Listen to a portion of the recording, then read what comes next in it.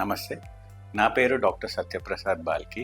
True vision eye క్లినిక్‌లో medical డైరెక్టర్‌గా పనిచేస్తున్నాను. ఇవాళ మనం మాట్లాడుకోబోయే టాపిక్ డ్రై ఐస్ లేదా పొడి కళ్ళు. ఈ మధ్య కాలంలో మనకు మన లైఫ్ స్టైలే కానీ, మన స్క్రీన్ టైమే కానీ చూస్తే ఇది ఒక చాలా కామన్ లైఫ్ స్టైల్ డిసార్డర్ అయిపోయింది. ఆల్మోస్ట్ ప్రతి ఒక్కరికి ఇదొక కండిషన్ అఫెక్ట్ చేస్తున్నది.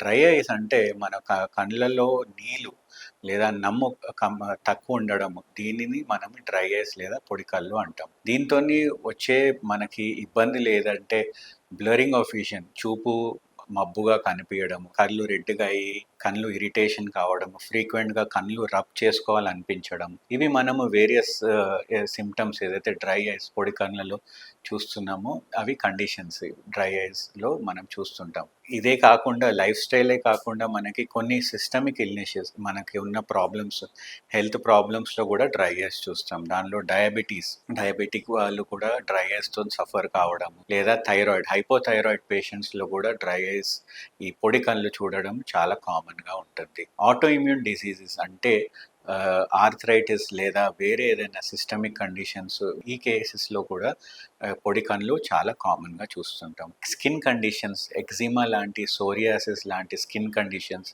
ఏవైతే ఉంటాయో వీటిలలో కూడా మనం పొడి కళ్ళు చూస్తుంటాము. లైఫ్ స్టైల్ పరంగా చూస్తే ఈ మధ్య కాలంలో ఏదైతే స్క్రీన్ టైం పిల్లలకే కాకుండా పెద్దలకి కూడా స్క్రీన్ టైం అయినందుకు ఈ స్క్రీన్స్ కంటిన్యూస్‌గా చూసినందుకు మనకి బ్లింక్ రేట్ అనేది తగ్గుతుంటది.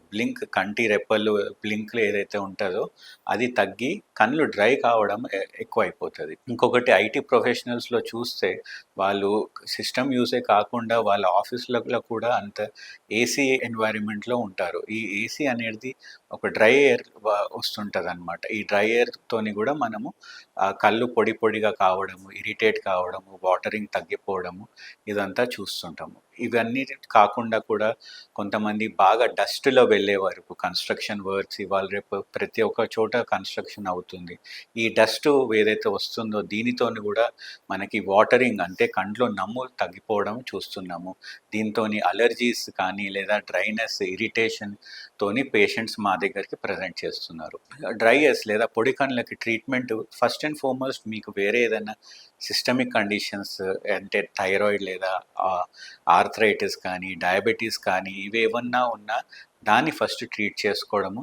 దాని పైగా ఒక ఐ డాక్టర్‌కి దగ్గర వెళ్ళి ట్రీట్మెంట్ ఈ డ్రై ఐస్‌కి అవసరం వచ్చిన ట్రీట్మెంట్ తీసుకోవాల్సొస్తుంది. దాని తర్వాత లైఫ్ స్టైల్ మార్పులు కొన్ని చేసుకోవడం గూడా మీకు ఈ కండిషన్ నుంచి రిలీఫ్ ఇస్తాయి. అంటే స్క్రీన్ టైమ్ తగ్గించుకోవడము, కంటిన్యూయస్‌గా గంటలుగా స్క్రీన్ చూడకుండా ఎవ్రీ 20 మినిట్స్ లేదా ఎవ్రీ హాఫ్ అన్ అవర్ కోసం తర్వాత ఒక 20 సెకండ్స్ మీరు కళ్ళు మూసుకొని లేదా ఒక 20 సెకండ్స్ మీరు విండో బయట దూరం చూస్తే ఇదొక మంచి ఎక్సర్సైజ్ కళ్ళకి.